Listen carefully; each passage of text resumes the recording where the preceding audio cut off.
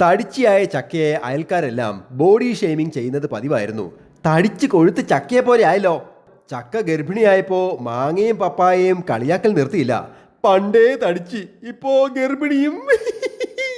ചക്കയ്ക്കുണ്ടായ പെൺകുഞ്ഞും അവളെപ്പോലെ തടിച്ച കുട്ടിയായിരുന്നു. ചക്കപ്പെണ്ണ് വളർന്നു വലുതായപ്പോൾ മൂവാണ്ട മാങ്ങ പപ്പായയോട് ഉച്ചത്തിൽ പറഞ്ഞു, എന്റെ പിള്ളേര് തടിച്ചു വീർക്കാൻ ഞാൻ സമ്മതിക്കില്ല. പപ്പായയും കുശുമ്പ് പറഞ്ഞു, വലിച്ചു വാരി തിന്നിട്ടാണെന്നേ തടിച്ചു വീർക്കുന്നത്. ചക്കപ്പെണ്ണ് അതൊക്കെ കേട്ട് വല്ലാതെ സങ്കടപ്പെട്ടപ്പോൾ അമ്മച്ചക്ക സമാധാനിപ്പിച്ചു, മോളെ, നമ്മൾ പാരമ്പര്യമായി തടിയുള്ള കുടുംബമാണ്. നാട്ടുകാരെന്തും പറയട്ടെ, നീ നിനക്ക് ഇഷ്ടമുള്ള പോലെ ജീവിക്ക്. അന്നു മുതൽ ചക്കപ്പെണ്ണ് വാശിയോടെ പഠിച്ചു. ഫാഷൻ ഡിസൈനറായി. അമ്മച്ചക്ക അസുഖം വന്ന് പഴുത്ത് ചീഞ്ഞു തുടങ്ങിയപ്പോൾ അവസാനമായി പറഞ്ഞു, നമ്മുടെ കുടുംബത്തിന്റെ ചീത്തപ്പേര് നീ മാറ്റണം കുട്ടിയേ. അമ്മച്ചക്ക മണ്ണടിച്ചപ്പോൾ അവൾ ഒറ്റയ്ക്കായി.